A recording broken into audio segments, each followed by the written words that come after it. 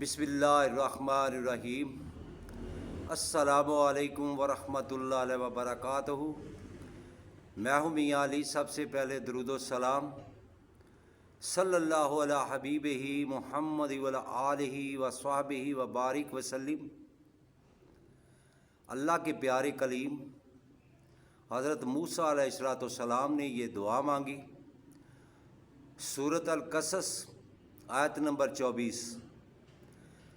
آپ کی زندگی میں کوئی بھی حاجت ہو، ضرورت ہو، تو آپ اس دعا کو لازمی اللہ رب العزت کی بارگاہ میں دعا مانگیں اور اس سے مانگیں، دعا مانگ کر اپنے رب سے مانگیں۔ اگر کوئی رزق کی تنگی کی وجہ سے یہ دعا کرے گا تو اللہ اس کی دعا کو فوراً قبول فرمائیں گے۔ اگر کوئی مظلوم ہے، ظالم حکمران ہے،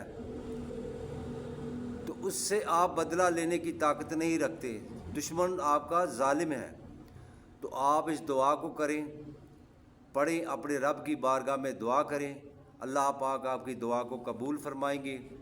حضرت عبداللہ ابن عباس رضی اللہ تعالیٰ عنہ فرماتے ہیں کہ جب حضرت موسیٰ علیہ السلام جب مصر سے نکلے، حضرت عبداللہ ابن عباس رضی اللہ تعالیٰ عنہ فرماتے ہیں کہ جب حضرت موسیٰ علیہ السلام مصر سے نکلے تو ان کے پاس کھانے کے لیے کچھ بھی نہیں تھا، کھانے کے لیے کوئی چیز نہیں تھی، سبزیاں اور درختوں کے پتے کھاتے تھے، کھا کر اپنا سفر طے کرتے تھے۔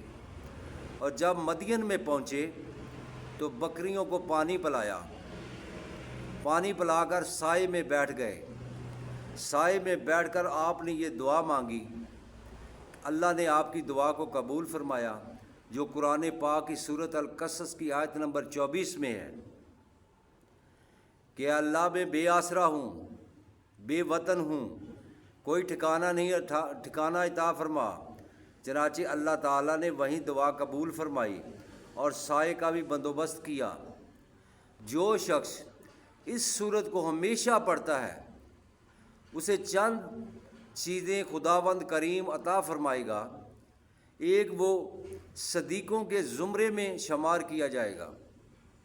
اس سے بڑی کیا فضیلت ہے کہ جب آدمی سورۃ قصص کی تلاوت کرتا ہے تو اس کو صدیقین کے زمرے میں شامل کر لیا جاتا ہے، اور قیامت کے دن فرشتے اس کی صدیق ہونے پر گواہی دیں گے۔ فرشتے قیامت والے دن اس کے سچے ہونے پر گواہی دیں گے۔ اور یہ سورت جس مال پر پڑھ کر دم کی جائے یا لکھ کر مال میں رکھ دی جائے وہ چوری سے بھی محفوظ رہے گا۔ ہمارے اوپر اگر کوئی بیمار ہے تو یہ سورت پڑھ کر دم کرے، انشاءاللہ اللہ پاک اس کو شفا عطا فرمائیں گے۔ اگر کوئی ظالم دشمن ہے، آپ اس سے بدلہ لینے کی سخت نہیں رکھتے، آپ حق پر ہو،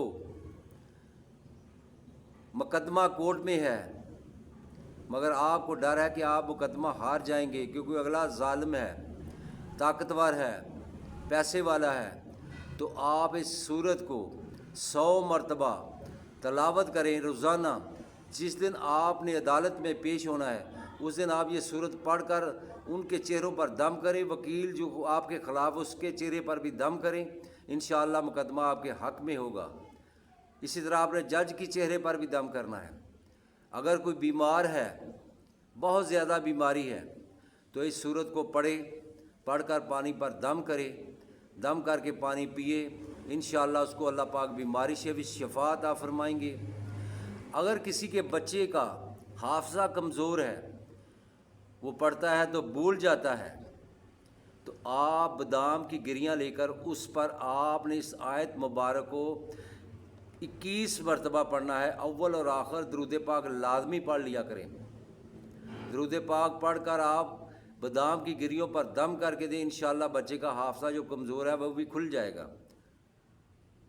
اگر آپ کسی دشمن کی وجہ سے پریشان ہیں تو آپ اس کو روزانہ 100 مرتبہ اول اور آخر 11 مرتبہ درود پاک کے ساتھ پڑھیں، اللہ پاک آپ کی حفاظت فرمائیں گے۔